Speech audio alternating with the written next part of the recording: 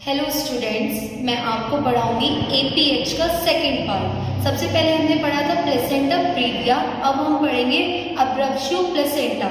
अब्रप्शियो placenta में क्या होता है कि प्लेसेंटा जो इम्प्लांटेड होती है वो नॉर्मली अपनी पोजीशन पे इम्प्लांटेड होती है। जैसे कि हमारी नॉर्मली कहाँ पे अटैच होती है, एंटीरियर पोस्टीरियर वॉल पे फंडल रीजन पे अटैच होती है। इसमें भी वहीं पे अटैच हो रही है, बट क्या होता है कि चाइल्ड की बर्थ से पहले ही वो सेपरेट हो जाती है, उसको बोला जाता है अब्रप्शियो प्लेसेंटा।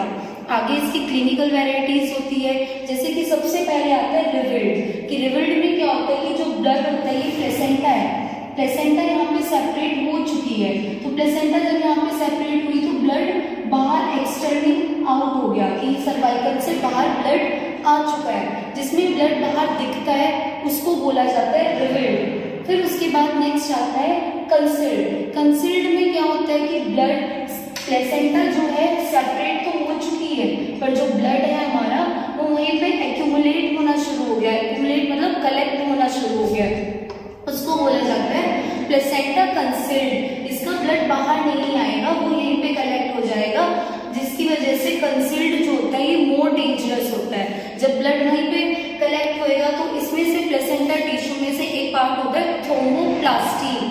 थ्रोम्बोप्लास्टिन रिलीज होना शुरू हो जाएगा, जिसकी वजह से क्लोट फॉर्मेशन होगी।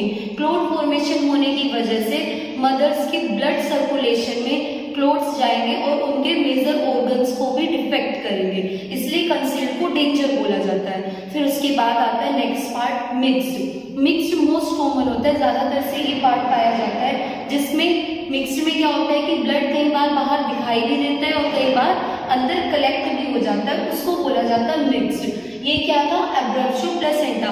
फिर आता है कि इसके रिस्क फैक्टर क्या होता है, किसकी वजह से होता है। मेन एक तो होता है एडवांसिंग एज ऑफ मदर्स, कि मदर की एज ज्यादा होगी है उसकी वजह से भी होता है। सेकंड आता है स्मोकिंग। अगर मदर स्मोकिंग करती है तो स्मोकिंग करने की वजह से मदर्स की जो वेसोस्पाज्म होना शुरू हो जाएगा।